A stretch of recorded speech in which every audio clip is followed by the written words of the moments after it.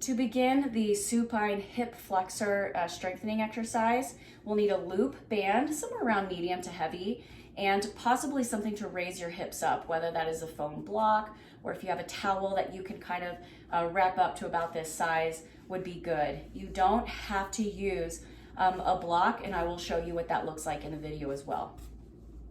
So when we get into our starting positions, we're gonna roll onto our back with the loop band around your feet, boop, like so. I'm going to place this foam block right at the top of the butt crack. So now from here, I do want to think about my posture through and through. So I'm crunching my ribs in and I'm focusing on keeping this pelvis tucked up. But the assistance of the block almost forces that to happen, so we don't really have to think about it. It makes us stay in a good position if we're a beginner to strengthening our hip flexors and our core. So the first thing that we're going to do is put our hands to the floor, bring your knees just above the hips as a good starting position, and then we're going to extend the one leg and we're going to rise up the other leg just a little bit. So you can see that my right leg heel is above my left leg toe. Now from here, I'm going to count 1, 2, 3, and then 1, 2, 3. I like to keep the heel higher because I feel like it engages my hip flexors even better versus keeping them in alignment, right?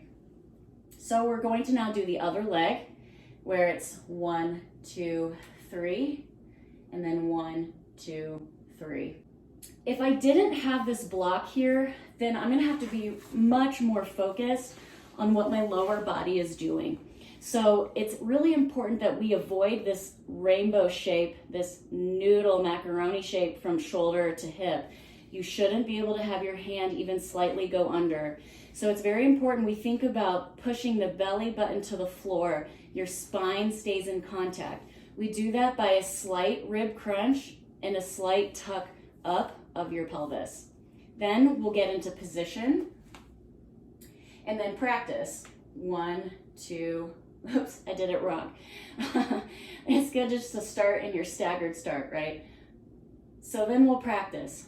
1, 2, 3, 1, 2, 3. Now I don't know if you caught that, but I had a little checkpoint up here. So watch again. 1, 2, 3. I'm trying to make sure that my low back is in contact with the floor. 1, 2, 3. So this is what happens when we get too tired and we're not focusing on our core and our upper body. This happens, right? We do not want to see this macaroni shape. So that's why adding a little bit of a lift is good if this is a beginner position to you.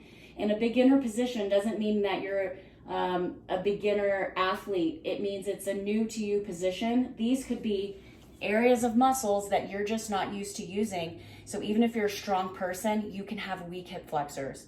So keep that in mind. Always start with a baseline and then make it more challenging as you continue through understanding your personal body awareness.